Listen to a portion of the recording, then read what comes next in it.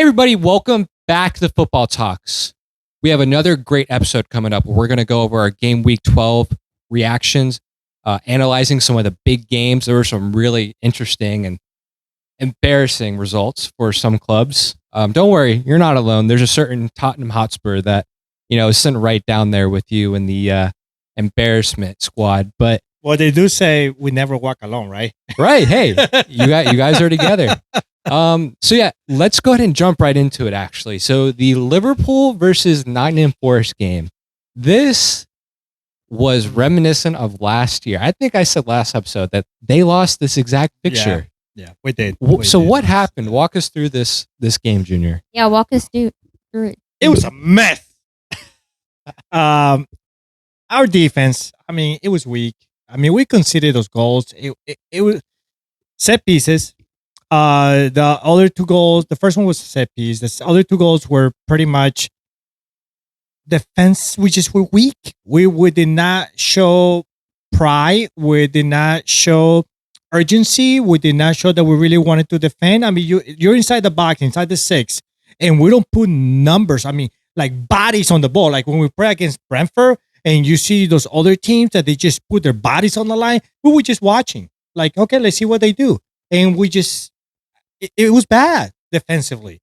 Attacking wise, we try to create, but we really didn't.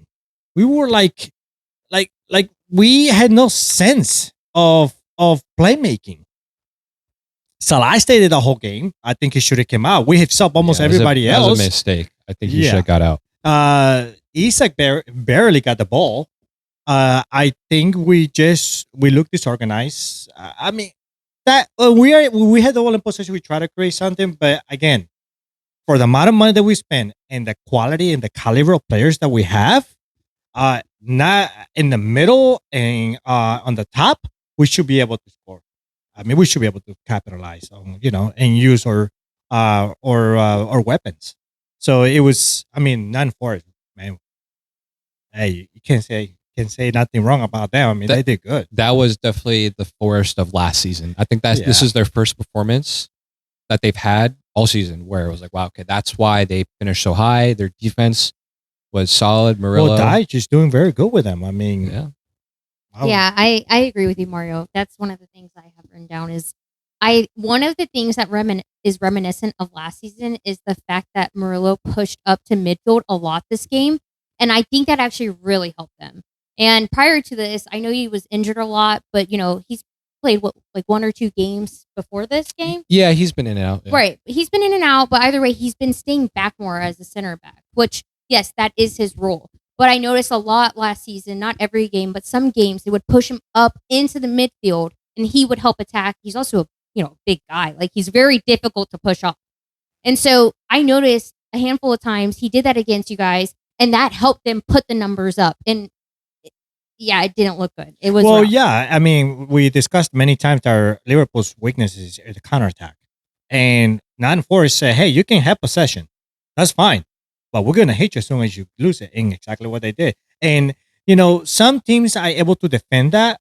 We can't. Because our defense is struggling. Yeah, what I've noted, what this game highlighted for me for Liverpool was their lack of ability to defend one-on-one. I think... Yeah. Past seasons, especially Van Dijk, he was able to defend one-on-one, sometimes 2v1 situations really well. And that would just eliminate a lot of the pressure because of how much possession and how high up the field Liverpool are. When teams do counterattack, it's going to be 1v1 or 2v2 in the back, right? But it seems like this season, anytime it's 1v1 or 2v2, it's most likely resulting in a shot and goal, right? And that's really putting the keeper under a lot of pressure. And yeah, I just think Van Dijk, he's not been, I wouldn't say he's been horrible, but the fact that Konate has been so bad this season, I think Forrest scored another goal that was rolled out, but he did really bad for that too. He's one-on-one with Jesus. Konate, and then you have Perkis. Again, not a good Robertson. Robertson versus Hutchinson for that one goal where Hutchinson cut past him. Yeah. And Robertson, you could tell he was just so beat. He threw his arm. The guy was already gone. It looked bad, terrible. Yeah. But I want to agree with you on that, Mario. The one play the one goal where Williams literally cuts past. So he cuts past McAllister. I think it's Salah comes to help him. He like splits both of them. He gets past both of them. Konate comes over to help that side. And this just goes to show that, like, yes, the defending one-on-one is not that well. So he's cutting past the two. Konate comes over. He beats Konate. Of course, I think he crosses or he shoots. He somehow results in a goal. At that point, you have Kirkes with 2 men on his left side and Van Dijk's in the middle. Yes, at the same time, Van Dijk couldn't have done anything, but like he's literally marking no one. Like there's no organization, and the fact that one guy just beat 3 men on the, I guess technically the left side, it was just like, that's embarrassing. Like that should not happen. And in previous seasons, that wouldn't have happened. But to your point, it's just not their season. The defense, I mean, the team as a whole. Yeah, I'd say it's a team issue because to your point, if McAllister's getting beat, it's like nobody's winning their duels. And especially in a league like Premier League, winning your duels is most of half the game, right? Because if you're not winning those, you're getting caught in transition. You're not defending the wide areas. You're letting crosses in your box. I mean, you're just basically giving the opponent free shots. And Allison can only do so much, right? Well, it's harder too because now you're pulling players out of their positions. Yeah, exactly. Because they had to come and help you.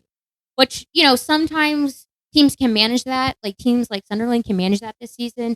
But for some reason, Liverpool is just, as soon as it pulls someone else out, it's just, I don't know if after that, once 2 men go, the one guy that's set to defend someone else that comes in is just not marking. Like it's just not somehow organized. Yeah. Well, but tell me, why didn't we start Ekitike? Yeah, Isak looked a shadow of himself, and he's Salah the is most consistent player on attacking that we have, and we got him bench. I mean, that just doesn't make any sense. At this point, it makes no sense because even for the French national team, he's scoring, he's assisting. Yes, and then he comes back to Liverpool and he's benched. It's like he was the only attacking player with momentum in Liverpool, and then Slot just took all that momentum away from him. Yeah, if you're gonna bench someone, bench Salah. Put Ekitike on the right hand side, put Salah in this as a center forward, and then put Gakpo on the left wing. By all means, let's do it that way. We did it once. He created a lot of opportunities, but we're not doing it. I just don't understand. It doesn't make any sense to me. And this is, yes, at the beginning of the season, we had our defense was not as great, but we were able to score. So we were able to outscore the opposite team. That's how we won, because they were still scoring on us. But now we're not able to score, but we're still allowing them to score. So it's like instead of going forward, we're going backwards. Now we got nothing. So we keep losing the games like this. And Anfield of all places, it's sad. It's what I'd say two things. I have 2 points. So the first one is, I think what I'm really surprised is how little impact Isak is having. Like he's having 0 impact in the game. He's not getting on the ball. I just don't think they're playing him well. Right. I don't think so either. And I don't think I don't think it's his abilities. I think it's the system and the way it's set up. Yep. It's like the players are they're still trying to, the team's still built around Salah and all the play goes through him. Mm-hmm. And, it's not resulting in, it's not resulting on good shots on goal. It's not resulting in chances for other players. So that obviously needs to change. So my question for you, Junior, is how do you think they should be playing Isak? To me, Isak kind of reminds me of João Pedro a little. Mm-hmm. I think I mentioned that to you guys before.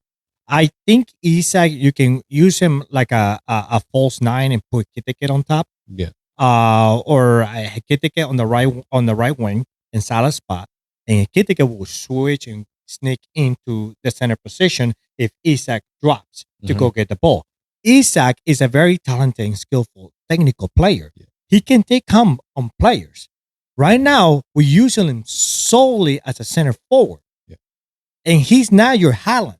Yeah. He's not where Fimi and Isak try to get involved. So, or even Gakpo. If Isak drops to go get the ball, then Gakpo can sneak in the center forward. Gakpo can play that position as well. To me, the one needs to be benched is Salah. Put Salah on the bench, try those 3 on top, and then bring Salah in if nothing is happening on the towards him. But he's not going to do anything. The fact that Salah is being so selfish is not really helping the team.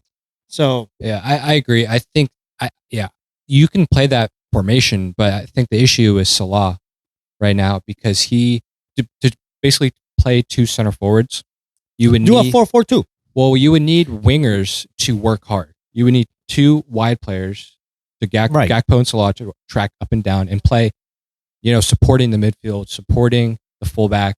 I think Gakpo tracks a lot. I agree, but with Salah, he's Yeah, not going to. he doesn't have to drop. He'll work hard, but he's not. That's the type of player he is. I just think that also that the 4-3 is not fitting us because we don't have wing backs or full backs, however you want to call them now, strong enough to go back and forth and be able to defend as well.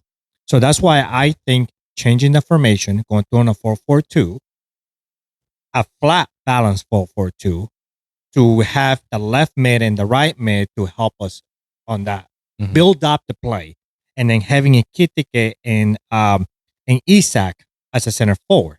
Yeah. I agree. think that might be a different way to approach this, and maybe that will give us more strength on the wings. Right. Because right now we have the big gap between Salah, Gapel, and then Kirkes or Robertson, and then the big gap in the middle. Salah doesn't really defend. He acts like he defends. Right. But then he's like, okay, he got away. It's just interesting that Slot hasn't even tried a different formation like that. Like he's moving players around a lot. He's switching that up. And in some ways it's very subtle movements. Having Soboslai come back, having him push up a little bit more, like things like that. But like it's not like that, like you said. And I feel like that's kind of obvious, especially now at this point, where it's like we kind of have to do something major to start winning games against Forest. Yeah, and you can use one of your fullbacks as a pivot to come in the middle and be like a holding mid, especially when you're attacking. But I don't know. It's we need a change. I think the system that we have in place is not working. I think Isak is not being utilized the way he should be utilized. I think Salah needs to be benched. Once all those happen, we'll see. One more Definitely point. not first place. Yeah, hold on. One more point. What is it, 12, 15 place now? Oh my Jesus God. Christ. After today's game, I think 12. So one more point. If you guys lose the next two Prem games, I think you have West Ham away, and then I think I know what you're going to say. one other. It's like another easier team right after that. What do you think Slot should go at that point? Okay, so what's keeping Slot a little bit in is the fact that Champions is going semi-okay. Okay. Like we have Champions this week. And if he can win that game, they can say, well, he's doing okay on the champion. He just still needs time to come up with a plan for the Premier League, playing in that league, which is different. So, but if we don't go far in the Champions and we start losing the Champions, yeah. I mean, what else can you do? I mean, we spend so much money. His reasoning, I think, is going to say, hey, I need defenders. Yeah, we got some injuries there. The defense is sucking. We're going to try to sign some defenders in January. We have to. We have to sign defenders in January. There's rumors about Gehi. They're also talking about, what's his name from Bournemouth? Semenyo supposedly coming to take. Talking about taking Salah's spot. But he drops in defense better than Salah does. I mean, he's a workhorse. He's a modern winger who like goes up and down. Yeah, and that's what we don't have. But we do need at least one or two center backs. Okay. Yeah, I agree with you. I think the only thing keeping him in right now is Champions. If Champions goes, everything else will follow. The fans are gonna riot, and I think the club will listen. The fan base is huge there. Because to your point, like you said, this is Slot's team now. Yeah, I think to your point is like he's doing well in Champions, and I also think the Prem is so close at the moment as far as points. So like one win and you're up in the top 6 again, top 7. And at that point, I think you might as well keep him. But yeah, I think if you keep losing, you may just need to move on because something's got to change. One thing is to lose like 2-1, 3-2. Yeah. And like we possess and we like show so much control and it was just one of those unfortunate losses. But I mean, we just getting schooled. Hey, all I know is I woke up early that morning, watched second place win. Yeah, second So, place. I was happy watching that game. So let's go to move on to this other game I was very happy to watch. My Saturday was the only winner. My in this Saturday, table. my Saturday was really enjoyable for some reason. I don't know why. Hey, and you did say last video you said that you're very iffy on the early games. Yeah, I'm very iffy. Yeah, it's funny is we've actually, I saw a record in the last 8 times we've played early on a Saturday. We've won every single one of them. Right. So I don't know why I'm nervous. I'm just skeptical. Well, you know what? I'm upset, Chelsea, because Caicedo did not start, did not play at all. Yeah. I had him on my FPL, and I used my bench boost. So I was hoping everyone play. And of course, I took a -8, trying to fill in some gaps. Bench boosting goes well, but still did pretty decent. This dude gets lucky all the time, even taking a -8 and then using the bench boost where, like what? 2 players didn't play. All his other players still magically all of a sudden come through. Yeah. And me? No, the opposite happens. I took a -8 weeks ago and it was terrible. No one came through for me. But this guy has luck. Hey, on his Palhinha side. came through for me. I was saying, This is a great example. how do you have the one player who returned for Spurs who actually did Against Arsenal. something? Against Arsenal? Like, Yeah. That was a great assist too. What a lucky goal by and then Johnson. Senesi assisting Yeah. Oh, yeah. despite the loss. Like, Yeah. I was like, oh my God, I'm not getting I anything don't from get him. any luck like that. None. Anyway, I am very jealous. All right. So let's go to move on to the next game here. Ari, you want to do the honors? The second loser in this So, table. They're talking about, of course, Newcastle versus City. And I don't have too much to say besides the fact that, like, you did call it. And yes, it's kind of not shocking considering it was at Newcastle. You had a point there. The fan base is so big. Like, I feel like they play better at home. I mean, it's not, I feel it's like a proven fact almost. But watching that game, I think our biggest mistake was the fact that this really showed how our defense can be weak.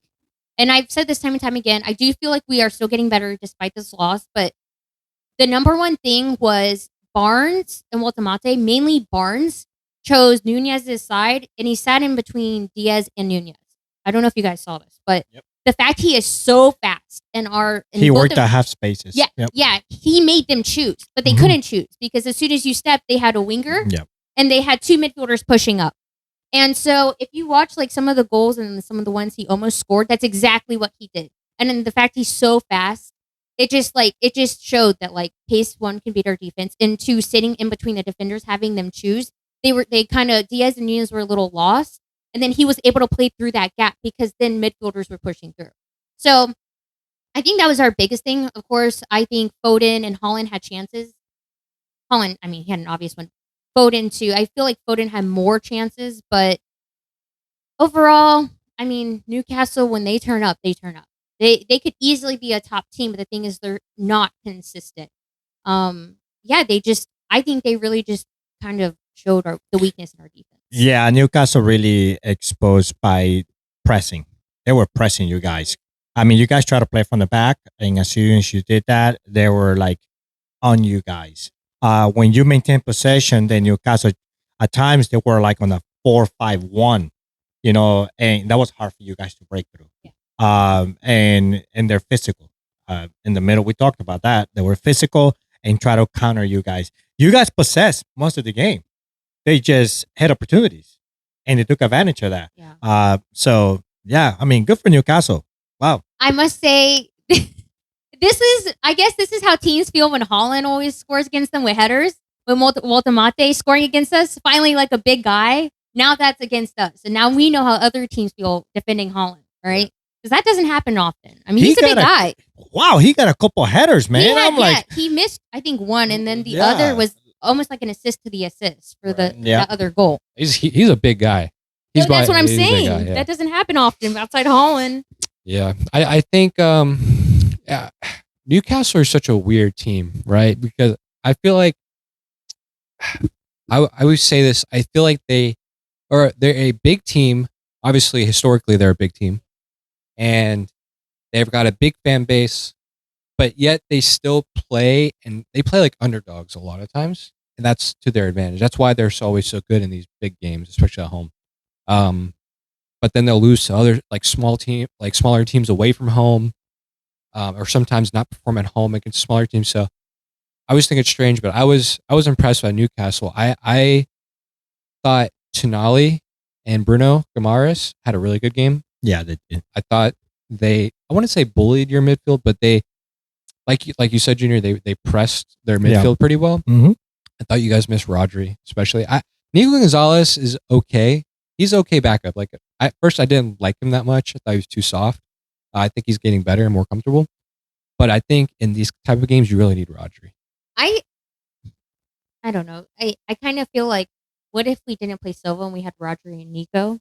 I think that would have been better. That actually would have been better, even though that is defensive. And I don't think Pep would play as defensive Yeah. like that with two, holding mids. But height-wise Right. and physicality-wise, it might have helped. Right. No, I agree. What's weird about Silva though is Silva was playing like a fake left back.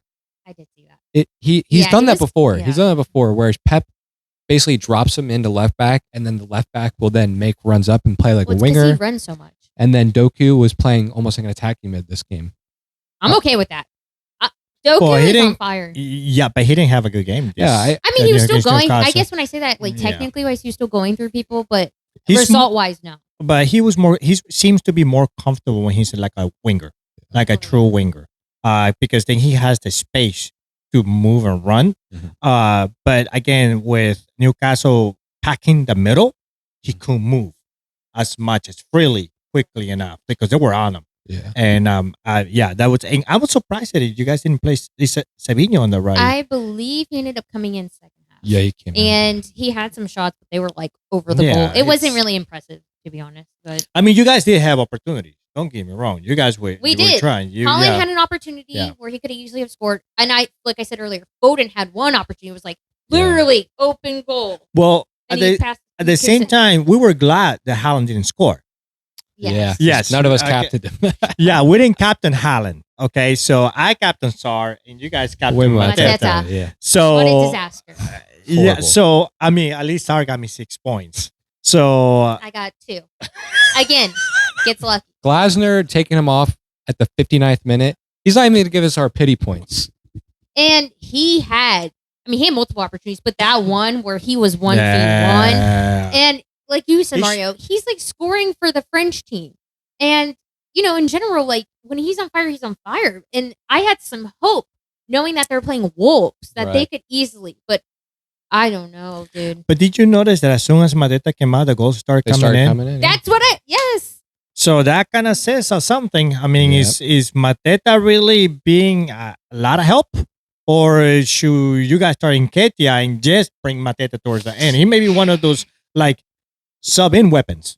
Well, I don't know. I mean, that's how they kind of use Nketiah, especially when they're losing and stuff. They'll put him in for that reason. But the thing is, what they normally do, and I thought was going to happen, well, before I saw that, is they put Nketiah in if they were still losing with Mateta. That's usually what they do because then they have the 3 weapons, him and, Sarr. But then because Mateta just did so bad, and the coach noticed, that's why he took him out completely. He looked tired. And he looked unconfident. He didn't look Yeah. happy himself, Well, obviously, because he missed. I think to your point, Junior, he's played a lot of games with I think they went all the way in the cup competition, and then they're in Europe, and they just don't. Crystal Palace didn't really build their squad to be in Europe. In my opinion, they need more depth. I think Yeah. it's showing with him. Yeah, they over rely on a lot of the same players. I mean, Yeah. they lost a big player. I mean, Eze. You're Mhm. losing Eze, I agree. and- All I'm saying is, and Mateta, Elisa. your time is coming yeah. to an end. That hat trick can only carry you so far in my team. Well, I told you guys he's inconsistent. He has one good I game, know. and watch next week he'll probably have a freaking 2 goals. I hope Welcome not. back This to my is team, my Mr. second- Mateta. This is my second week where I've captained him. I'm putting my faith because, to your point, this is exactly what he does. Mhm. But I don't know if I can put my faith in Him and Welbeck are just alike. I Hey, put them in the same bucket. Yes, sort but of. Welbeck, Hey, Welbeck is the 3rd top goal scorer in the league now. Well, I guess it's a different bucket now. Yep.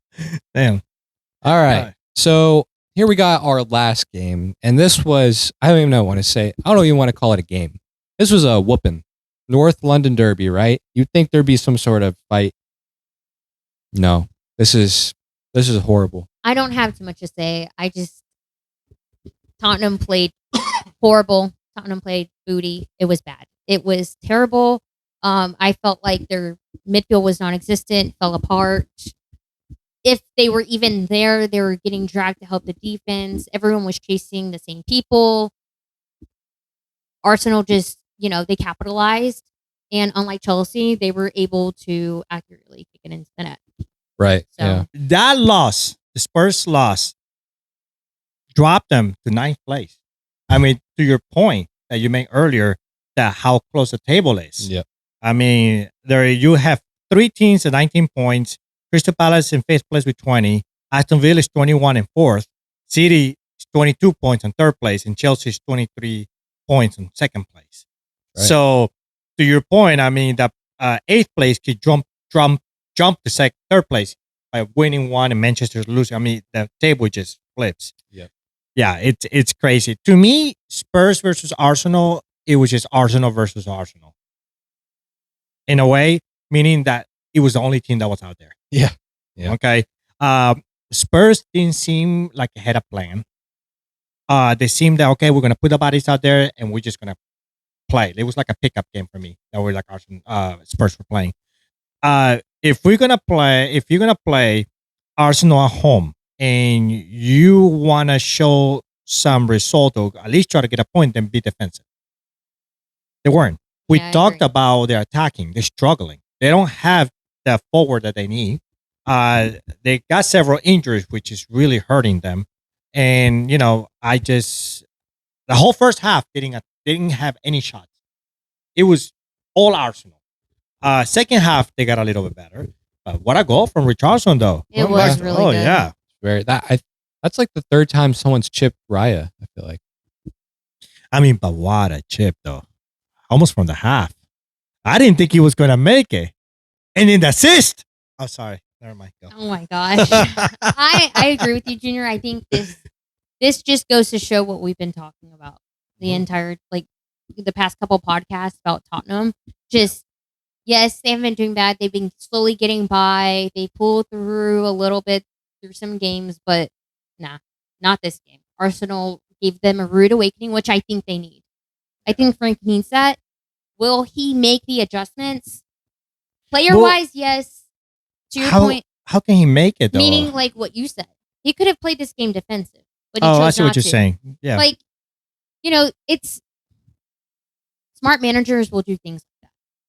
It's just like we talked about Slot, changing the formation if things aren't working, right? True. And it's not always required, but in some cases it is.